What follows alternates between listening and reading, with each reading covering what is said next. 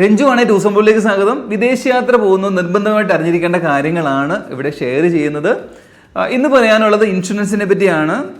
കഴിഞ്ഞ ദിവസം എൻ്റെ ഒരു കസ്റ്റമർ വിളിച്ചിട്ട് അടുത്ത ആഴ്ചത്തിലേക്ക് പോകാനുള്ള ട്രാവൽ ഇൻഷുറൻസിൻ്റെ കോട്ട് എടുത്തിട്ടുണ്ടായിരുന്നു. പക്ഷേ ചേഞ്ചസ് ഒന്നും വന്നില്ല. നിങ്ങൾക്ക് എല്ലാവർക്കും അറിയാവുന്ന GST കൗൺസിൽ സ്ലാബുകളൊക്കെ പരിഷ്കരിച്ചിട്ടുണ്ട്. അതിൽ 18% ആയിരുന്ന ഇൻഷുറൻസ് 0% ആയി എന്ന് നമുക്ക് പൊതുവിൽ ധാരണയുണ്ട്. പക്ഷേ ഇദ്ദേഹത്തിൻ്റെ ഇൻഷുറൻസിൻ്റെ കോട്ട് എടുത്തപ്പം ചേഞ്ചസ് ഒന്നും വന്നില്ല. എന്തുകൊണ്ടാണ് എന്ന് നോക്കാം.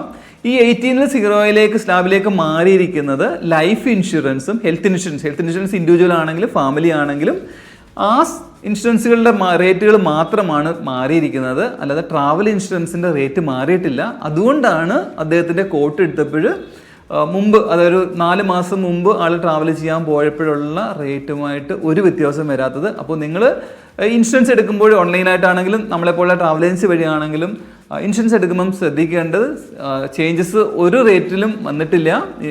ട്രാവൽ ഇൻഷുറൻസിൻ്റെ സെയിം റേറ്റാണ്, സെയിം കണ്ടീഷൻ. റേറ്റ് നോക്കുമ്പോൾ ചേഞ്ചസ് ഒന്നും കാണാത്തതിൻ്റെ കാരണം ഇതാണ്. അപ്പോൾ ഇങ്ങനെയുള്ള ഇൻഫർമേറ്റീവ് ആയിട്ടുള്ള വീഡിയോസാണ് ഞാൻ സ്ഥിരമായിട്ട് നിങ്ങളോട് ഷെയർ ചെയ്യുന്നത്. Okay, thank you, by.